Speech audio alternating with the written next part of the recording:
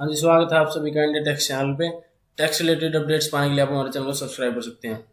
तो चलिए आज मैं आपसे बात करता हूँ कि आप एक ई-वे बिल कैसे बना सकते हैं। अगर आप न्यू यूज़र हैं तो भी आपको ई-वे बिल पोर्टल पर अपने आप को रजिस्टर करना पड़ेगा, उसी के बाद आप ई-वे बिल बना पाएंगे। तो चलिए देखते हैं। यहाँ जाएंगे आप रजिस्ट्रेशन में जाने के बाद ई-वे बिल रजिस्ट्रेशन पर क्लिक कीजिएंगे और इसके बाद आप अपने जीएसटी नंबर से यहाँ रजिस्टर करेंगे। अगर आप ट्रांसपोर्टर हैं तो भी इसमें रजिस्टर करना चाहते हैं तो एनरोलमेंट फॉर ट्रांसपोर्टर कीजिए और अपना आपको रजिस्टर कीजिए ई-वे बिल पोर्टल पे, तभी आप ई-वे बिल बना पाएंगे। तो चलिए मैं आपको करके दिखाता हूँ लॉगिन, क्योंकि मैं यहाँ ऑलरेडी रजिस्टर हूँ। मैंने यहाँ किया लॉगिन। यहाँ डालूंगा मैं अपने यूजर नेम पासवर्ड। यहाँ मैंने डाल दिया अपने यूजर नेम पासवर्ड। अब मैं इसको कर रहा हूँ कंटिन्यू। आप जितनी बार अपने ई-वे पोर्टल पे लॉगिन करेंगे ये उतनी बार आपसे पासवर्ड चेंज के लिए बोलेगा। इसको करें एग्जिट। अब देखिए आपका ई-वे बिल पोर्टल लॉगिन हो गया। यहाँ आपको जाना लेफ्ट कॉर्नर में ई-वे बिल पे। यहाँ आप जनरेट न्यू ई-वे बिल कर सकते हैं। जनरेट बल्क में अगर आप इकट्ठे ई-वे बिल बनाना चाहते हैं तो यहाँ जनरेट बल्क पे क्लिक कीजिए। अगर आप ई-वे बिल को कैंसिल करना चाहते हैं कैंसिल पे क्लिक कीजिए। अपने ई-वे बिल को प्रिंट करना चाहते हैं तो print e-way bill pay click कीजिए। चलो मैं आपको न्यू बिल जनरेट करके दिखाता हूँ। यहाँ मैंने किया जनरेट न्यू पे क्लिक। यहाँ आ गया आउटवर्ड और इनवर्ड। अगर आप माल भेज रहे हैं तो आपको आउटवर्ड चूज करना है। अगर आप माल मंगा रहे हैं और खुद ई-वे बिल बना रहे हैं तो आपको इनवर्ड चूज करना है। अब उसके बाद आपको सब टाइप कैटेगरी चूज करनी है। आप सप्लाई कर रहे हैं, आप एक्सपोर्ट कर रहे हैं, आप जॉब वर्क के लिए माल भेज रहे हैं, या फिर आप किसी एग्जीबिशन के लिए अपना माल भेज रहे हैं तो वो यहाँ सेलेक्ट कीजिए। जैसे मैं अब सप्लाई के लिए माल भेज रहा हूँ तो मैंने यहाँ सप्लाई सेलेक्ट किया। उसके बाद मुझे यहाँ डॉक्यूमेंट टाइप में चूज करना है। अगर मैं कंपोजिशन डीलर हूँ तो मुझे बिल ऑफ सप्लाई चूज करना है यहाँ। अगर मैं जीएसटी में रजिस्टर्ड हूँ और रेगुलर स्कीम में हूँ तो मुझे यहाँ टैक्स इनवॉइस चूज करना है। मैंने यहाँ किया टैक्स इनवॉइस चूज। उसके बाद यहाँ डॉक्यूमेंट नंबर डालें सबसे पहले। जैसे मैंने यहाँ डॉक्यूमेंट नंबर डाल दिया, उसके बाद ये जितने रेड डॉट्स हैं ये आपको फिल करने मैंडेटरी, नहीं तो ये आपको आगे किसी भी कॉलम में अपनी डिटेल्स फिल नहीं करने देगा। अब जैसे कि आप देख सकते हैं बिल फ्रॉम में आपकी सारी इन्फॉर्मेशन खुद ही अपने आप पोर्टल उठा लेगा जैसे आप लॉगिन करोगे। अब देखिए जैसे कि यहाँ मैं बिल 2 में जीएसटी नंबर डालूंगा ये सारी इन्फॉर्मेशन अपने आप उठा के लाएगा आपका ई-वे बिल पोर्टल। यहाँ बिल 2 में उसका जीएसटी नंबर डलेगा जिसको आप माल भेज रहे हैं। अब यहाँ नीचे डालिए आप अपने प्रोडक्ट का नाम, उसकी HSN कोड, उसके बाद उसकी क्वांटिटी कितनी है, उसके बाद उसकी यूनिट्स कितनी हैं, ये सब कुछ आप फिल कर दीजिए। उसके बाद यहाँ से रेट सेलेक्ट कीजिए।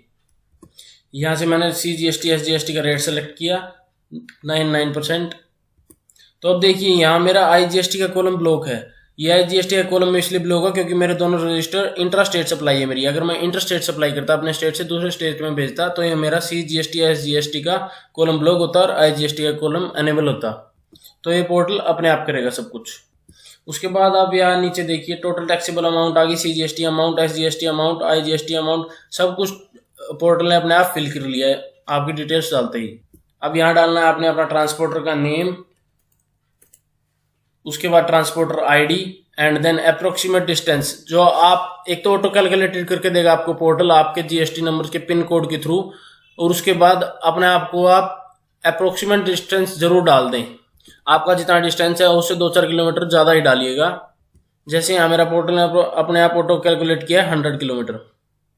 अब उसके बाद फिल कीजिए आप पार्ट बी को। पार्ट बी में आपको बताना है कि आपका माल कैसे जाएगा, बाय रोड के थ्रू, बाय रेल के थ्रू। तो यहाँ सेलेक्ट कीजिए by road, bye rail, by air, जो भी आप सेलेक्ट करना चाहते हैं। उसके बाद आपका व्हीकल टाइप रेगुलर है या ओवर डायमेंशनल है, ये सिलेक्ट करने के बाद अपना आप यहाँ व्हीकल नंबर डालिए।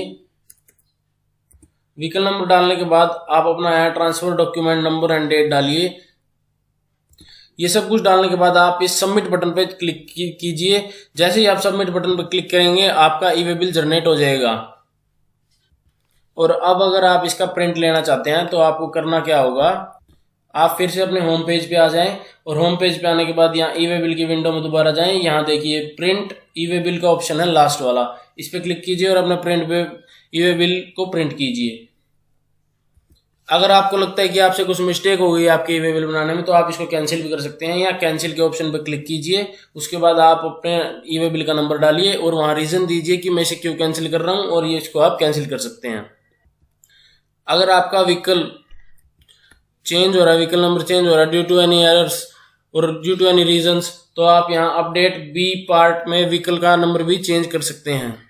और ई-वे बिल की वैलिडिटी जनरली 1 डे के लिए होती है सिर्फ, अगर आप 100 किलोमीटर से जा रहे हैं तो। तो चलिए, उम्मीद करता हूँ कि आपको समझ में आ गया होगा कि कैसे आप ई वे बिल बना सकते हैं। अगर इससे आपको कुछ हेल्प मिले तो हमारे चैनल को सब्सक्राइब कीजिए और बेल आइकन प्रेस कीजिए ताकि आप तक हम ऐसे ही अपडेट्स लेके आते रहें।